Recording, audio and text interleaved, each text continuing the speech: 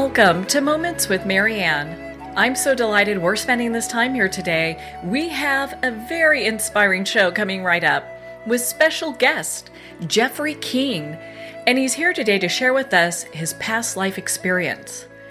So what would happen if one day you remembered living a past life? Today, Jeffrey's here to share with us his amazing journey. It's an adventure through the eyes of two people. One was a Confederate Yankee and the other a Georgian. Similarities between the two go far beyond coincidence. They think alike, look alike, and even have the same facial scars. Their lives are so intertwined that they appear to be one. Half of this equation is Jeffrey Keene, who is a present-day assistant fire chief in affluent Westport, Connecticut. The other half, John B. Gordon, was a Confederate general for the Army of Northern Virginia, and he died January 9th, 1904. Jeff had never given reincarnation much thought until one Halloween where he met with a psychic. So let's welcome to the show, Jeffrey Keene. Well, thank you, Marianne. You know, what an honor it is to have you here and to talk about your story. I heard about this through a mutual friend, and my goodness, what a profound story you have. Yeah, a lot of people, when they hear it, they say it's fascinating, and I tell them it's fascinating to me, and I lived through it. Well, and for our listeners, why don't you share a little bit about your background? Because it's not like, you know, you're a pretty solid guy. I mean, you're a medic, you were in the Air Force. Why don't you just share a little bit about your background with us? Yeah, well, I grew up in Westport, Connecticut, and after going through graduating high school, I signed up for the Air Force when I was 17, believe it or not. Did a hitch in the Air Force, was in the medics. They ended up putting me in a dental clinic, which wasn't too much fun, so I decided when I had a chance to get a 8-month early out, because they were letting people out early, that I took it. And then I had to wait to be old enough to take the test for the fire department. And it took me 7 years, 3 tests. I got on the fire department, ended up spending 35 years in fire rescue, and retired as an assistant chief in Westport. And not just an assistant chief, you were a decorated firefighter. Yeah, well, quite a few firefighters are decorated, but you usually don't hear about that too often. So, well, it's good to talk about that because people see the level of professionalism you have. Because now we're going to dive into your story. I mean, because there was this incident that happened on Sunken Road, right? Yeah, it's a strange story with the reincarnation involving a Confederate general. I didn't have a big interest in the Civil War, never read a book on the Civil War. I'd seen some of the Ken Burns series and was very impressed by what the people went through back then. And my wife and I were recently married, and we're traveling around visiting relatives in Pennsylvania. Went down into Maryland, and we weren't too far from Antietam, Sharpsburg, Maryland, where the battle occurred. And I just kind of felt compelled to go over there, asked her if we'd take a little side trip, and we did. The battle that day at Antietam, which turned out to be the bloodiest day in the history of the United States, they had like 27,000 killed, wounded, and missing in an 11-hour battle. That's never been topped. Even D-Day didn't top that. So the battle consisted of 3 portions: the cornfield, the Sunken Road, and Burnside's Bridge. So I wanted to do them in that order. And Anna and I got out of the car, walked around at the cornfield. She got back in the car. That was the end of her historical career. She wasn't much interested in it. So the next stop was the Sunken Road.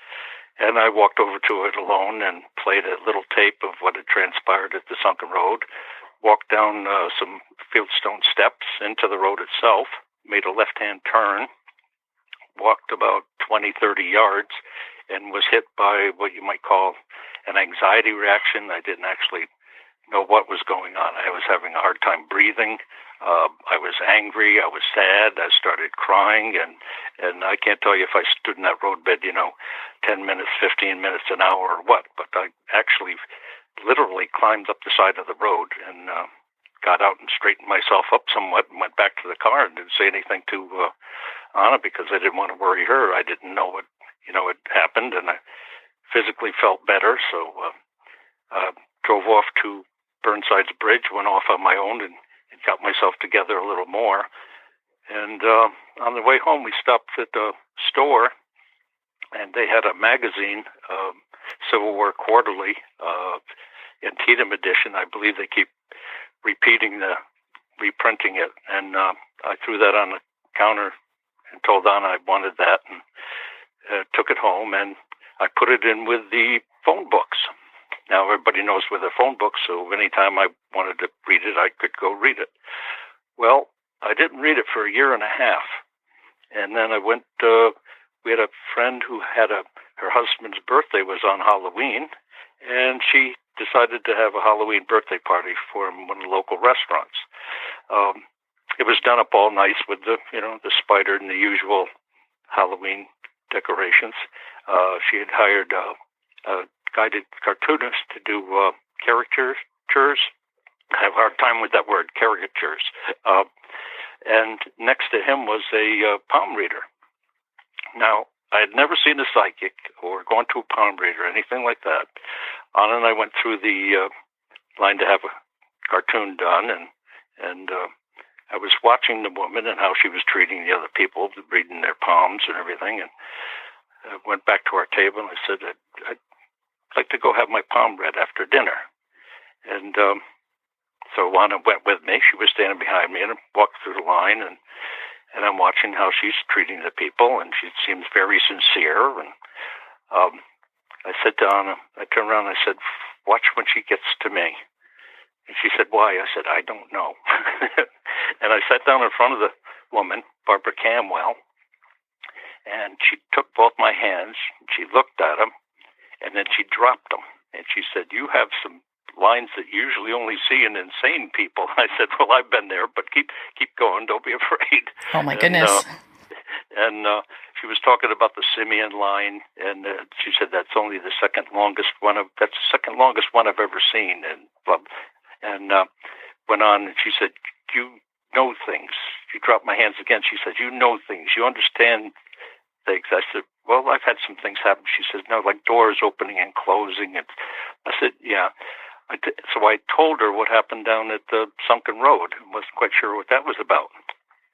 So she was shaking her head. She said, yeah, that's because you died there. I said, oh, good. She said, you were very angry, though. You were hovering over your body. You're very angry.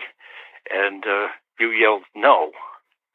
And I just, for some reason, I said to her, not yet. And she says, yes, like not yet. So she finished with me. There was other people waiting in line, and later on I got back in line, went all the way through, and sat in front of her again. She says, oh, honey, I've taken you as far as I could go. I said, let me ask you one question. Are you sure he was dead? She said, oh, honey, holes all through you and everything. So pretty much that was the end of that. On the way home, Anna said, who do you think you were? What kind of soldier? I said, I don't know. I don't have any idea. So next day I took Anna to work. I go back home, and I remember the magazine. This magazine I had to have, put in with my phone books. I realized I'd treated it like no other magazine ever had before. So I took it out. I figured it was time to read it. So I opened it up on a section with the Sunken Road, and skimming down the page, and I look, and a 2-word quote pops out. It says, not yet.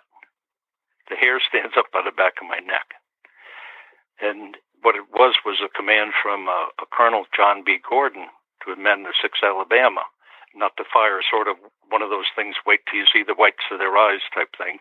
And he would give the command from the center. So he kept yelling at them, not yet. So I look at there's a picture on the page. I look at the picture and I'm going, oh, no. And I tell people I recognize the picture right away. I shave the face every morning. So that was kind of the start of it. And I went back and read more on it. And I figured he was killed, but the picture said General Gordon in the story. He was a colonel. In the picture, he's a general. I said, he survived. And come to find out, he'd been wounded 5 times that day. And he was shot in the right leg twice, and the left arm, hitting the left shoulder, and the last round hit him through the face, entered under the left eye, and blew the right side of his face apart and almost severed his jugular. He actually, back in that time, he should have been finished. He shouldn't have lived, but he survived. And that's what started me on my journey. I had to make a choice after that. You could either put all that stuff away, try to push all that stuff back into cobwebs and forget about it, or you can look into it. And I chose to look into it, and it was like a decade journey of discovery. And I told people I was guided most of the way.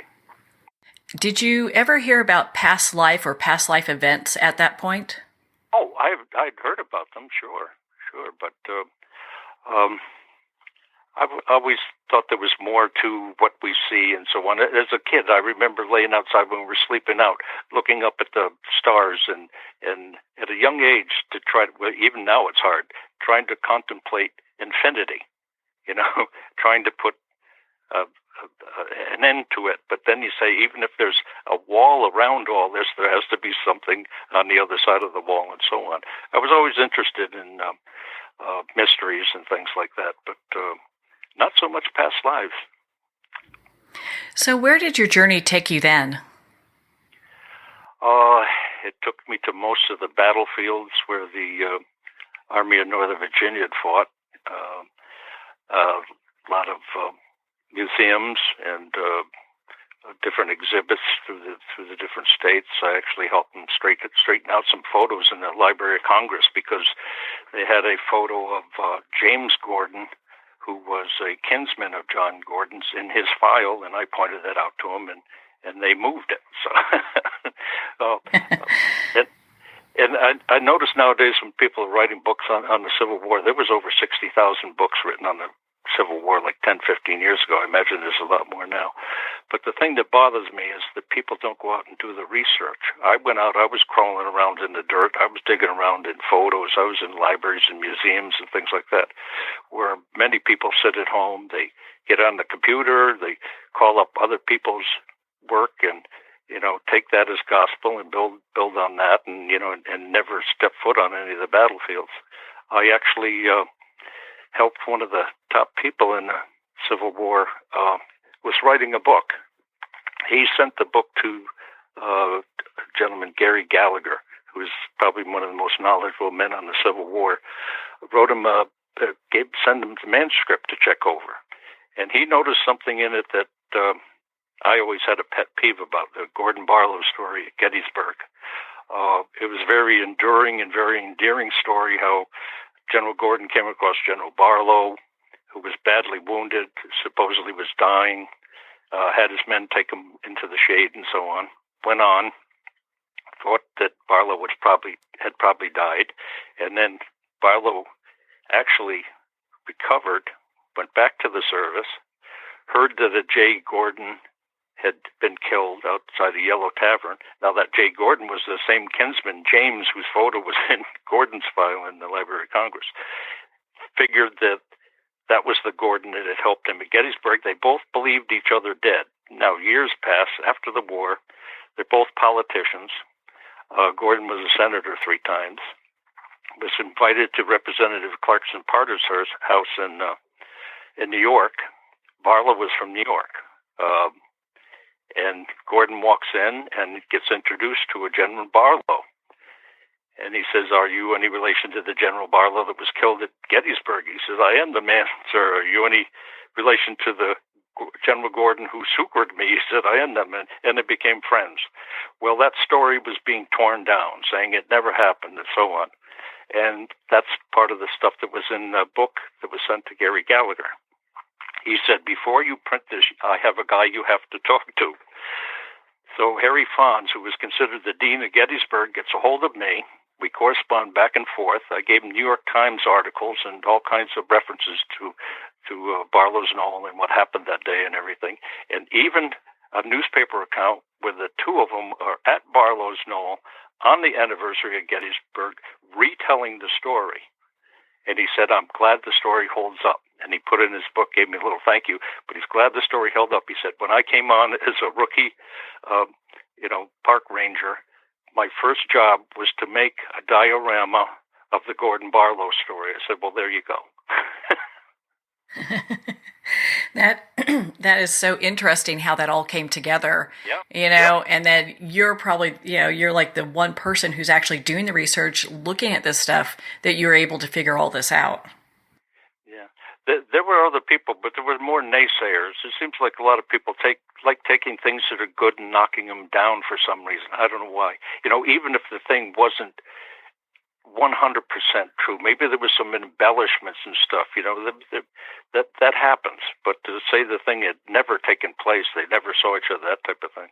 General Gordon actually sent a message through the lines to Barlow's wife, who was nearby, Arabella, working in one of the hospitals, I guess, and she made it to the battlefield and probably was one of the reasons that Barlow survived, I think, when he had like personal nursing, so. Yeah, for sure. Well, when you went to each of these battlefields, how did it affect you?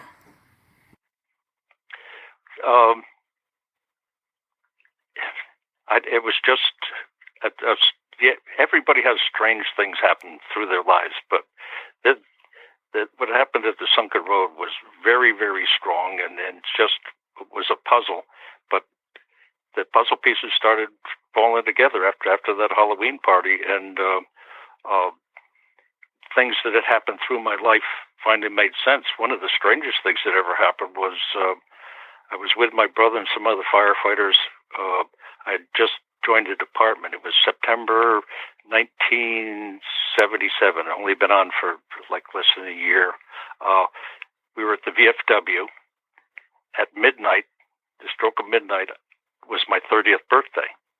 Shortly after midnight, I started getting a pain in my jaw and down into my neck and everything. And having been in the medics, I thought maybe I was having a heart attack and asked my brother to take me over to the emergency room at Norwalk Hospital. Spent a couple hours there. They did EKGs and all kinds of tests. After a couple hours, the pain subsided and went away, and that was pretty much it.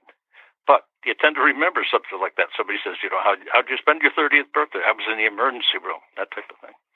Well, you remember I told you Gordon was wounded 5 times. Yeah. The worst wound being he was shot under the left eye, and it went through and busted his jaw up pretty good and almost severed the jugular vein in his neck where he had almost bled to death, but he had a friend, Dr. Weathersby, I believe it was, sewed him up. Probably if he hadn't been a general officer, he might not have gotten that attention, might not have lived. But the pain that I was having at the hospital, I had a pain in my shoulder and a pain in my jaw and down my neck and everything, mimicked Gordon's wounding. And now remember when I said this happened? It was my 30th birthday. Well, back to the Sunken Road. Gordon was born in 1832. The Battle of Antietam was 1862. He was 30 years old when he shot through the face. Now, Wow. That all happened, that hospital trip happened when I was 30. The trip to the Antietam, the first time, I was in my early 40s. So it was, long before I'd even seen or heard or anything of John Gordon. But after that happened, then I started to notice when driving down the road one day, Gordon's face, I remember telling you, it was blown apart. He had scars all over his face. He was never photographed from the left side after the war because of the big rent in his cheek. I'd drive down a highway, and the lighting was just right and everything, and I look up in the mirror to look at the car behind me, and I look and I start seeing these lines on my face that I had, from kids playing around, getting scratched and stuff, and picking at things, and went and looked at his photo, and I've got markings on my face in 3 places that match up with wounds he received in battles. Now, not only that, he was shot in the right thigh, and he said higher up on the same leg. Now, you don't see too many men with varicose veins, the spider veins type thing. Usually it afflicts women. I have some. I only have 2 of them. One is on my right calf and higher up on the same leg. And he was shot in the left arm. He said it mangled some tendons there. In my left forearm, I have a scar where I had a blood clot removed when I was in my 20s. And I asked the doctor, I said, how did I get this blood clot? He says, oh, they just happen. But you start putting these things all together, wait a minute, he was shot in the calf, I've got the mark on my calf, I've got the mark higher up on my leg, I had a blood clot removed from my left arm, and I was in the hospital with my 30th birthday mimicking wounds he received in his face and shoulder. Yeah. Wow. Now, all this, my story is rather unique. Most of the ones that you hear are past life regressions where they use hypnosis. Now, I believe hypnosis is a great tool. I told you when I was in the medics, they put me in a dental clinic. I saw dentistry done under hypnosis. I saw them drill down to like the nerve of a tooth, and the guy didn't flinch. They wanted him to stop salivating. They said, your mouth's going to dry up, and his mouth dried up, and so on. So I know it works, and it's a good tool and everything. But also, it carries that stigma where people say, oh, they're planting things in a person. Oh, they're leading things in a person. Now, I was approached by the Sci-Fi Channel to a program called Proof Positive. They said, well, can we do this? Can we do that? I said, you do anything you want. They said, we would like to do a past life regression. I said, sorry, that's the one thing that you hit on that I will not do. And they said, oh, why? I said, because it carries that stigma with it.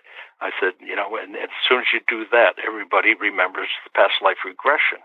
I said, I believe my story is stronger without it. They said, your book's out already. I said, but the thing is, you put me on TV with doing the past life regression, and that's what people will remember. So I refused to do that. But I did go through a physical exam. I did go through a 3-hour lie detector test, and they had a top facial recognition expert compare my photo and John Gordon's photo, the best that we could get, that kind of matched each other. And the expert said that the upper portion, forehead, nose, eyes, and all that are a pretty good match between Gordon and myself. That's just absolutely amazing.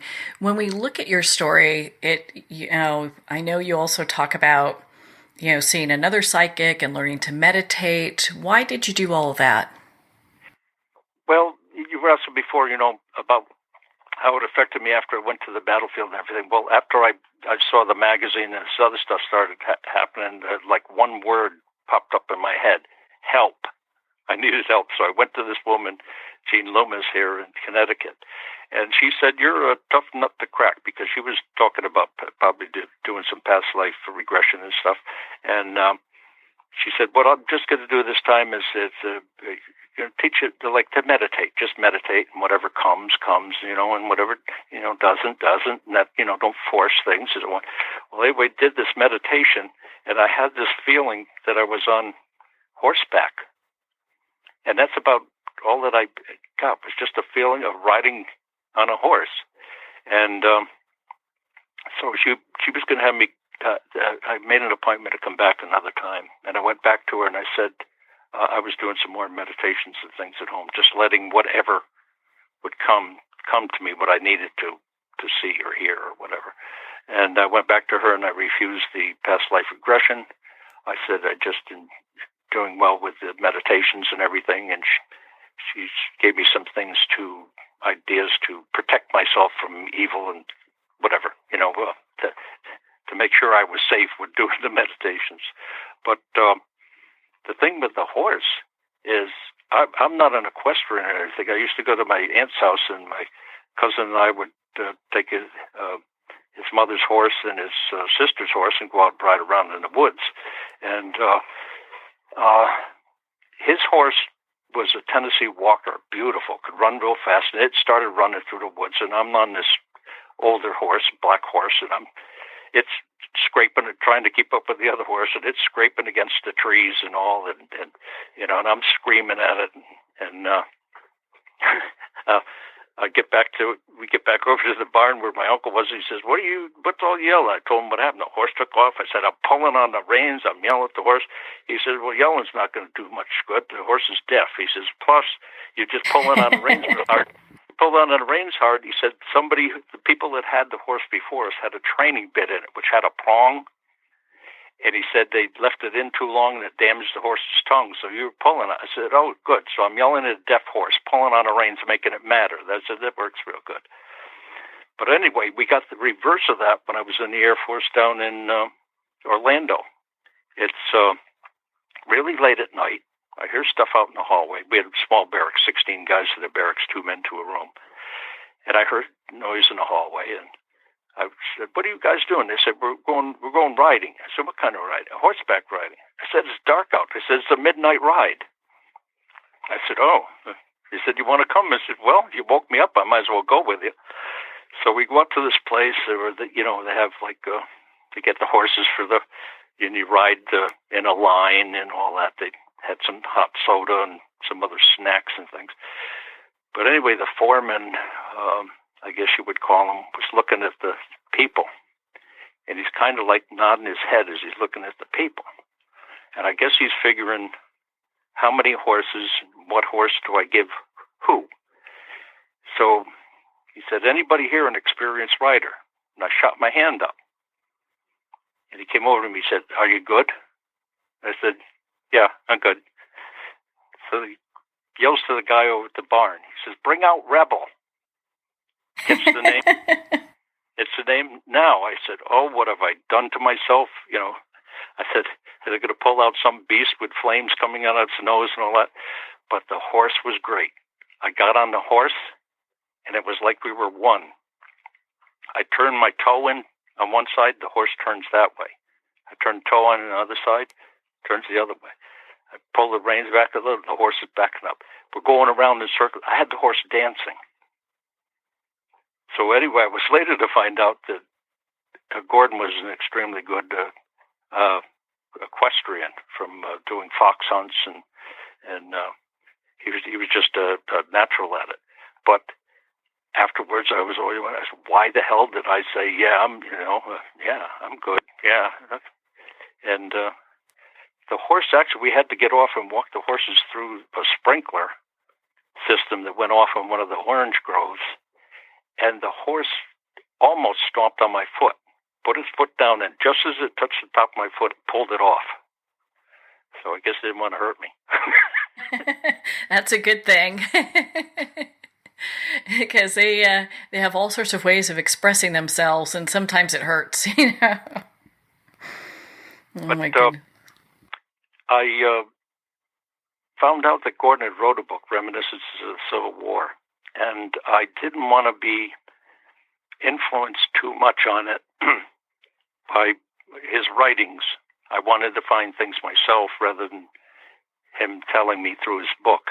But I had read the portion in the magazine about Antietam, so I went to the Fairfield Library, found a copy of Gordon's book, and read the portion on Antietam, just that. And that's where it explained most of the woundings and things like that. And then put the book away. But through almost a decade, it was like I was being guided to different places. I had also read in the book that it was written about Gordon. The very first page, the guy said that he was born in Upson County, Georgia, and at a young age moved with his family to the northwest corner of Georgia to a small town called Lafayette. I put the book down, went over to the phone, picked it up, dialed, said, "Hey, Mom, do you have anything down there named after any Gordons?" My father had passed away 2 years before. And as a widow, a lot of times they don't like to stay in the house alone and all that. So my mother ended up selling the house and moving in with my sister. They got a house together on South Main Street in Lafayette, Georgia. You want to do the mathematical odds on that? My mother says, yeah, there's Gordon Hall, which is a school he attended, and so on and so on. So I went down and picked her up, and she's actually the only person that told me I was crazy. I was telling her about this story, what had happened to me. She says, "You're nuts, Jeff." But anyway, she changed her mind, because I went down and picked her up, and she did a lot of traveling with me, and she was in on a lot of the experiences that happened along the way. One time, taking her back home, we stopped at the main library in Atlanta, because they had the only extant copy of a boyhood sketch that Gordon had done for Youth Companion magazine. And so I go to I love reference people. If you give them a tough job, it's like a knight on a quest. Aren't they the best? Anyway, yeah, my goodness. I went and asked them about this boyhood sketch. And the woman at reference desk looked around. No, we don't have that. I said, well, I have a book written, such and such. It says you do have it. And he said, well, things were moved around, and now there's other reference people gathering around, listening to the story and everything. All of a sudden, they disappear. And about 20 minutes, half hour later, the woman that was at the desk to begin with comes back, and she's waving a piece of paper. She says, I got it, and boy, are you in luck. She said, if you had come yesterday, we wouldn't have found it. She said, it was locked in a room that's been locked for eons, and we just got the key to that room this morning. Wow. I said, you got that key for me. That is just amazing that things like that happen. You can't plan that. No. We actually went to Oakland Cemetery, where Gordon's buried in Atlanta. A lot of famous people. Martha Mitchell's buried there, Bobby Jones, the golfer, quite a few Confederate generals and things. And I had been to Gordon's grave before that. I went there with Steve Sakalarios, did a documentary called In Another Life. And he was in Marietta, Georgia, and he was going to come up to Connecticut to interview me. I said, I've got a better idea. If you're right down there next to Atlanta, I'll come down and you can interview me there. And what he did was he took me over to Oakland Cemetery, and I did the interview while I was squatting on Gordon in front of Gordon's grave. So there I was, really. Actually, there's a case of being beside yourself, right? For sure. But when I went with my mother, now this cemetery is large. It's a lot of grid work. It covers a huge area. I heard it got torn up a few years back by a tornado. Actually, went through it, but it has a guest station, a big, there's reference people running around and everything because so many people visit this cemetery. We were walking around and asked one of the women, I said, where's the Gordon family plot? She said, there isn't any. I said, are you sure? And then she said, yeah, it's Gordon, it's John and Fanny, and that's it. And I walked around a little bit more and came back and I said, you sure there is? She said, no. She was getting really upset with me. So now I go with my mother over to Gordon's gravesite, and we're leaving. Now, being a big grid work, you could take many combinations of lefts, rights, and so on, and end up going out of the cemetery. I go out and I go up this hill, and my mother says, Hugh Harrelson Gordon. I put the brakes on. I said, what did you say? She said, Hugh Harrelson Gordon. I said, where did you see that? She said, back there on your side. Well, I was in my own head, and I wasn't paying attention, but she loves cemeteries. She's an old eagle eye, and she spotted Hugh Harrelson Gordon's grave. That's Gordon's son. Next to him was his wife and then one of Gordon's granddaughters. Also, in that plot was John Bound Gordon Jr., who died from fever when he was 19 years old. And next to him it doesn't even have a name. She didn't live long enough to really give her a name, I guess. Her name was going to be Carolina. And so they called her Lita. But anyway, I think it just said baby girl, Gordon baby girl. And right when I saw that, I had a thought in my head that said, my poor little girl. And like my heart dropped down to the ground. And then I realized afterwards, I started almost going into an episode like happened at the Sunken Road, but I pulled myself out of it because my mother didn't need a 6-foot-tall, 200-pound sniveling idiot on her hands. So I just sucked it up and drove it off. But I realized afterwards that I caught myself saying, my poor little girl. not the poor little girl, and then feeling so deeply about it and everything. So there's still quite a bit of them hanging around in me. Well, it's interesting how past lives, impact the lives that we currently have, and I think it tells people, that number one, like love is everlasting. I mean, you have this really, even though it's a very sad reunion, you have this connection with a daughter that you had in a past life, but just how that all comes together. Yeah, and to actually physically carry a lot of or bear a lot of the scars that it shows that lifetime had a great effect. And also the reason for it might be the things I'm doing now. For me to, it was designed for me to go to the sunken road and go through all this and to write the book and to put the story out there for other people to help them along if they ever come across some strange happenings and try to put the pieces together. Is it common for people who have had past life experiences to carry the traumas physically into the current life? Mm-hmm. Well, I've had quite a few people. I go on a forum once in a while, and they'll email me to come on the forum to help other people with some of the problems they had. They've gone through similar things. After I wrote my book, I was writing my book. I couldn't figure out how to end it, and 9/11 came along, and so sadly I got to write about a lot of that. But as the years passed, I noticed in one of the forums that they had some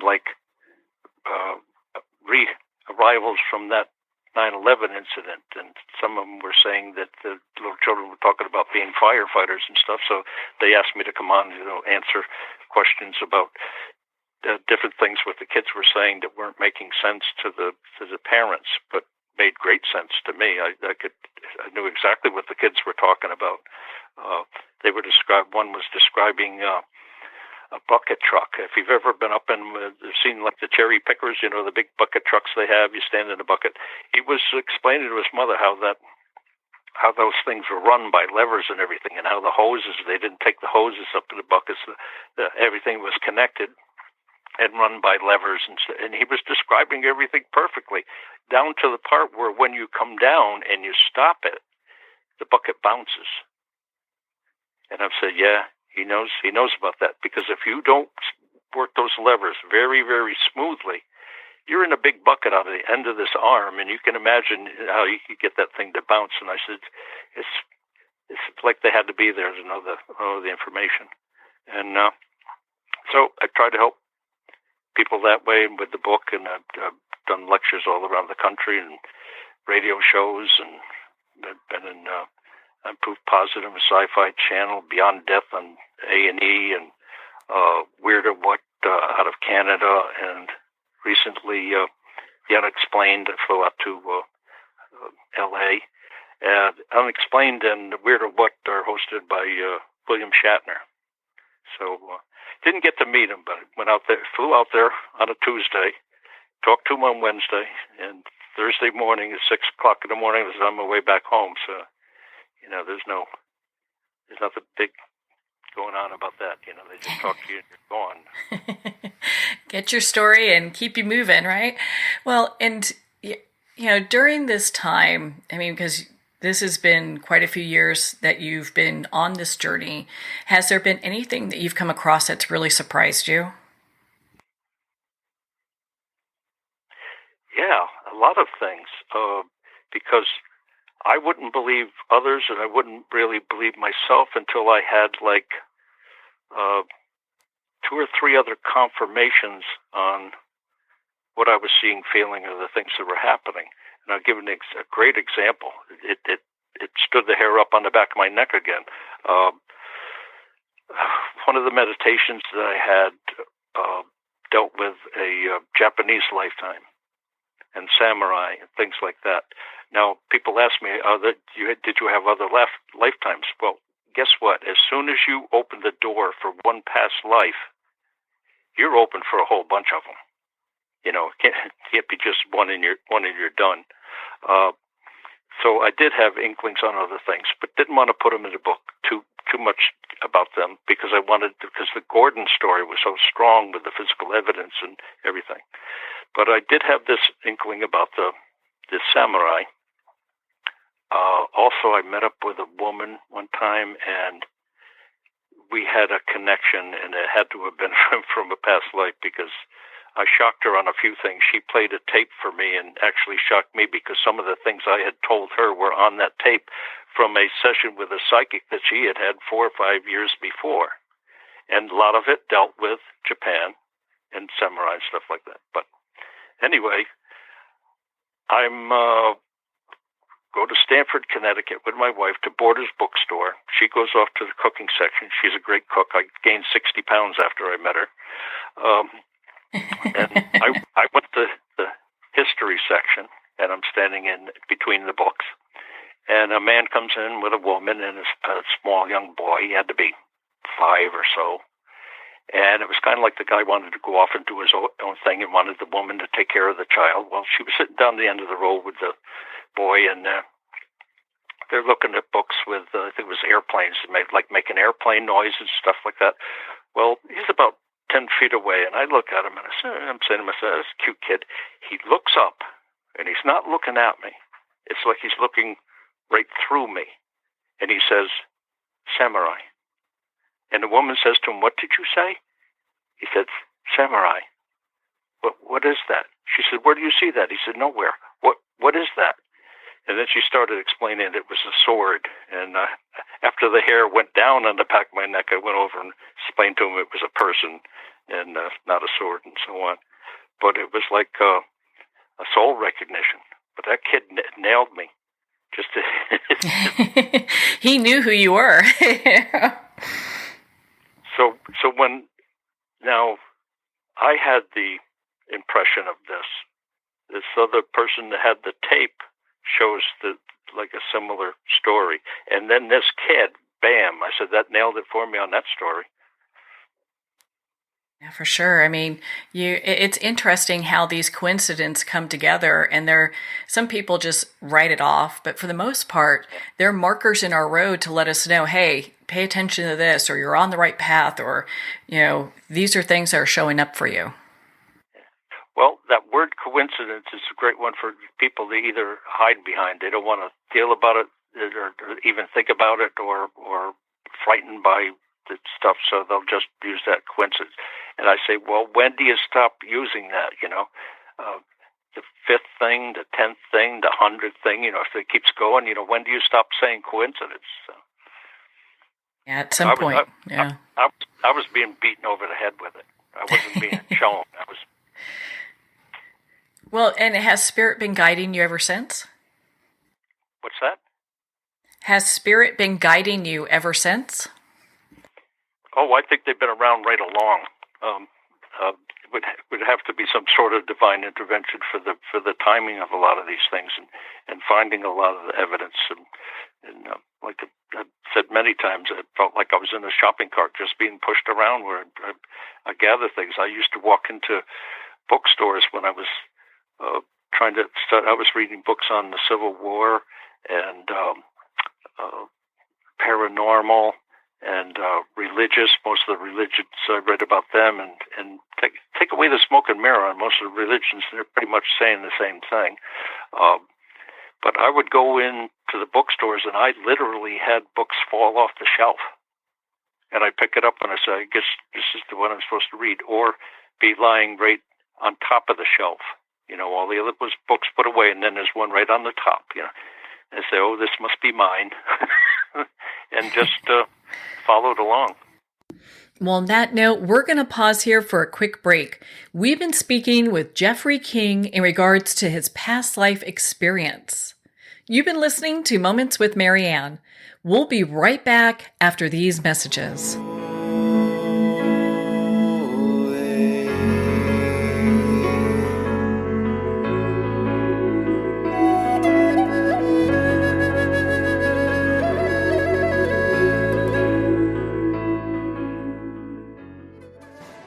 Internationally recognized and award-winning author Judy Goodman works and teaches outside the box of limited thinking. Working with people from every walk of life, her goal is to empower you to be the best you can be, no matter what the challenge is. Born with the gift of seeing beyond our normal vision, she has an extraordinary gift of working with every challenge. Teaching beyond conventional wisdom, her work is described as life-changing. Visit judygoodman.com. That's judygoodman.com.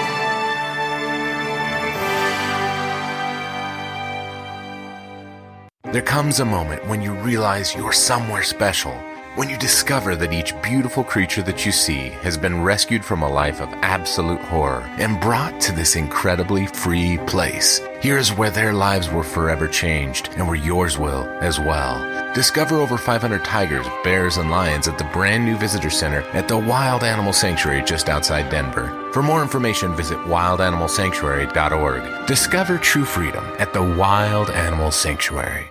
There are nearly 2 million Americans living with amputation. Many live right here in San Antonio. Becoming an amputee can be scary, frustrating, isolating, but there's no reason to feel alone. The San Antonio Amputee Foundation is here to help support you and guide you toward resources such as home and car modifications and even prosthetic limbs. For more information or to make a donation, visit saamputee.org. We'll help you live a full, active life, one step at a time. San Antonio Amputee Foundation, healing limbs, hearts, and souls. If not me, then who? This ethos is driving the Travis Manion Foundation to empower veterans and families of fallen heroes to develop character in future generations. In 2007, Marine First Lieutenant Travis Manion was killed in Iraq while saving his wounded teammates. Travis's legacy lives on in the 5 words he spoke before leaving for his final deployment. If not me, then who? Guided by this mantra, veterans continue their service, developing strong relationships in the community, and thrive in their post-military lives. Visit TravisManion.org and ensure the character of our nation's heroes lives on in the next generation. If not me, then who?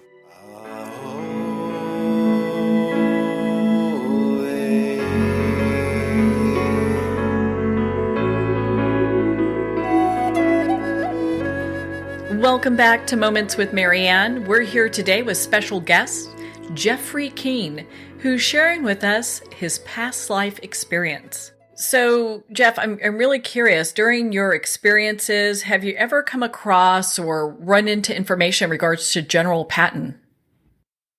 Yeah, his grandfather actually was killed at one of the battles of Winchester, Virginia.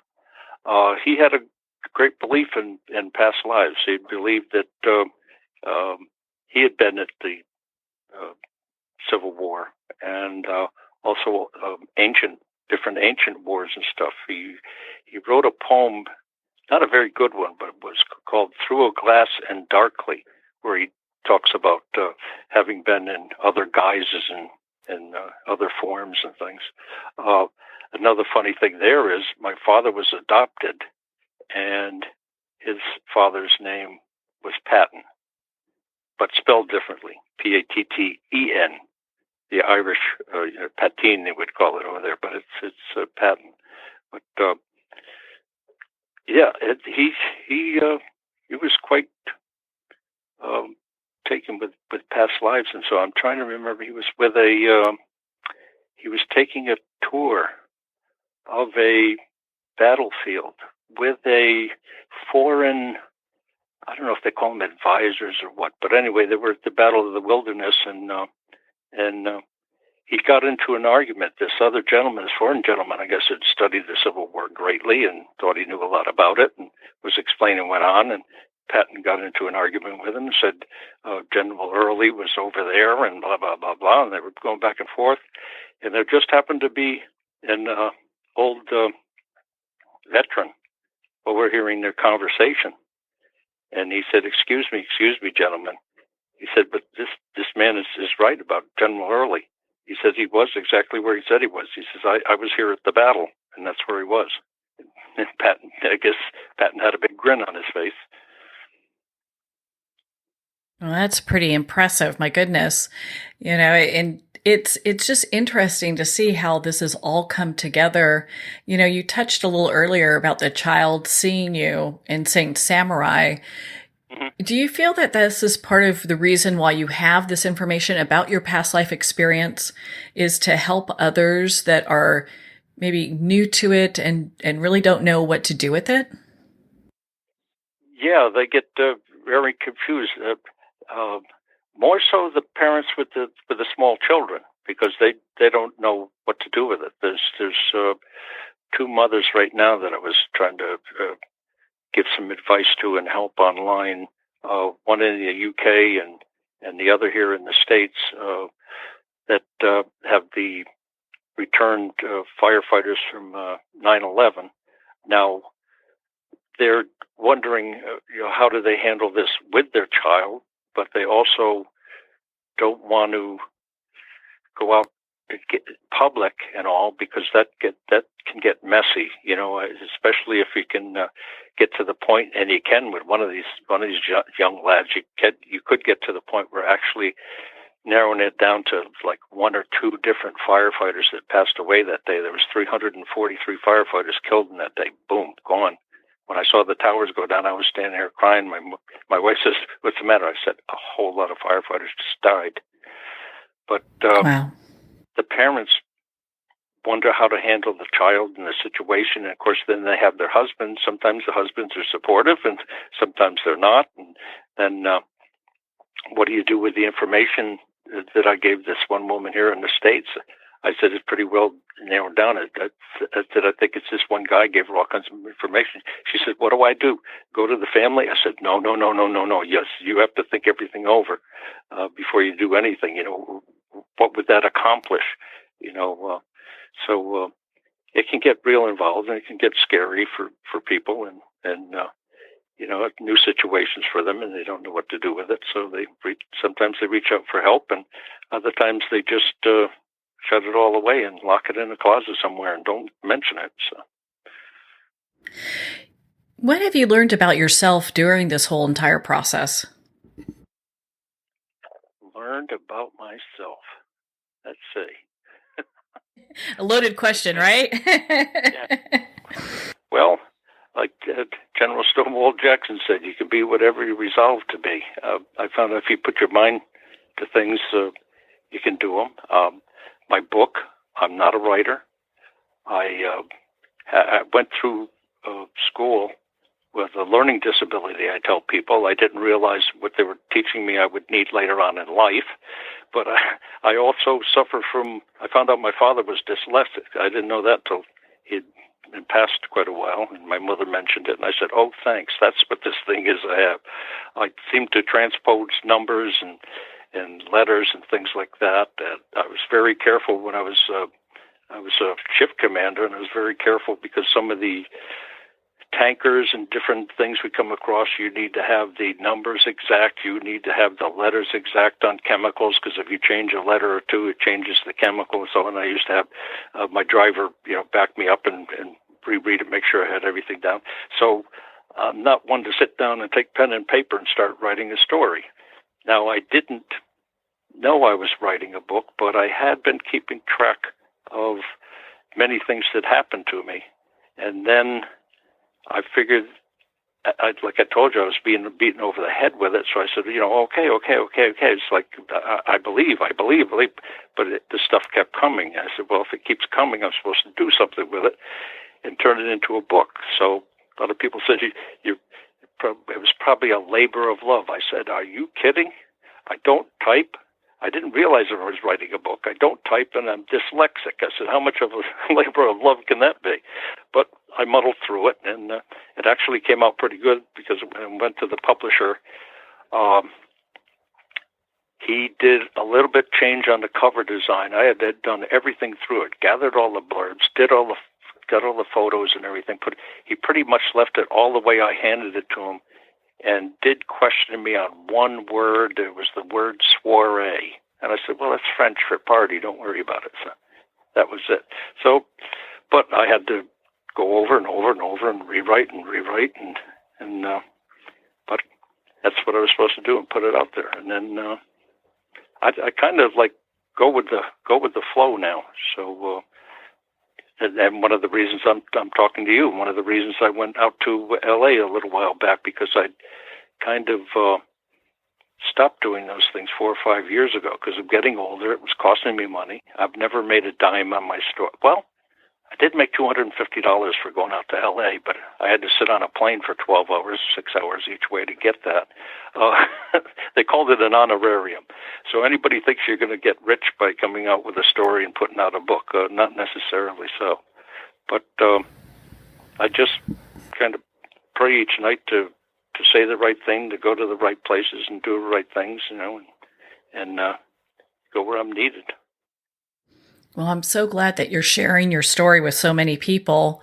My goodness, it's such a profound story, and it has people kind of looking at their belief system and looking at what's possible in many ways, kind of like your mom. Initially she's like, oh, you're crazy. And then as time goes on, she's like, wait, this is making sense. Yeah. Yep. Now she'll say, yep, that's right. I was there. I saw that. I saw when that happened.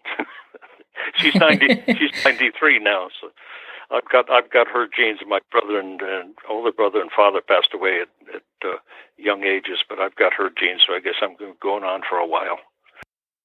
My goodness, Jeff, we could talk all day about your work and your story. What are some final thoughts you want to leave our listeners with?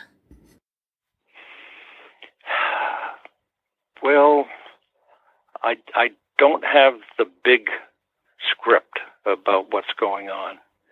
But if you look at the Bible or Confucius or different religions, stuff like that, most of them you'll find like the golden rule. You do unto others. I think that's a good thing to live by. Another one was, treat your neighbors as yourself and so on. And that really made sense to me, because what I feel is we all came from the same place. We are all sort of the experience of portions of God. God can't leave his spot. If he does, everything falls apart. So we have to go out and experience things for God. And therefore, we're all similar, like a drop of water. But you put us all together, we make an ocean. But the thing is, treat your neighbor as you would yourself, because your neighbor kind of is yourself. They're in the same boat. Male, female, whatever. That's another thing. One time I mentioned a female reincarnation that I had, and they said, well, I said, yes, you can change genders. People get upset with that one. But I said, how are you ever going to experience what it's like to be a mother, motherhood and stuff like that, unless you're a female? So that it makes sense. But everybody around us is struggling the same way. They're doing the same experiences. And whether you're good or bad, or it's very hard to tell. Somebody that did a bad act may have asked to come here to do that act to make something else happen, to be a trigger for something else. So you can't judge other people. So, but it's hard to realize sometimes when you're driving down the road, when people cut you off and stuff like that they're experiencing, they're just like you, but it's like a school, and there's graduate school and college and stuff like that, but there's quite a few people I think are still in kindergarten, and they say we're all God's children, but I think a few of them need a spanking once in a while, but we're kind of all in the same boat, and it'd be nice to see people come together more, and it looks like it might be happening worldwide. I told people years ago, I said, you're going to see people we've advanced too much technologically and not enough spiritually. I'm not talking religion, I'm talking spiritually. So we'll see if we can all get back together and end up back where we started from. Those are definitely words to live by. My goodness, Jeff, thank you so much for taking the time to be on the show with us here today. Well, thank you. It was great talking to you. Thank you, Jeff. It's been such an honor to spend this time with you and to talk about your past life experiences. I know you've got other great experiences that are happening, and I can't wait to hear more. Again, if you'd like to connect with Jeff, you can at confederateyankee.net for more information. Well, we're at the end of our time today. I would like to thank everyone for tuning in. You're listening to Moments with Mary Ann. And remember, make every moment count.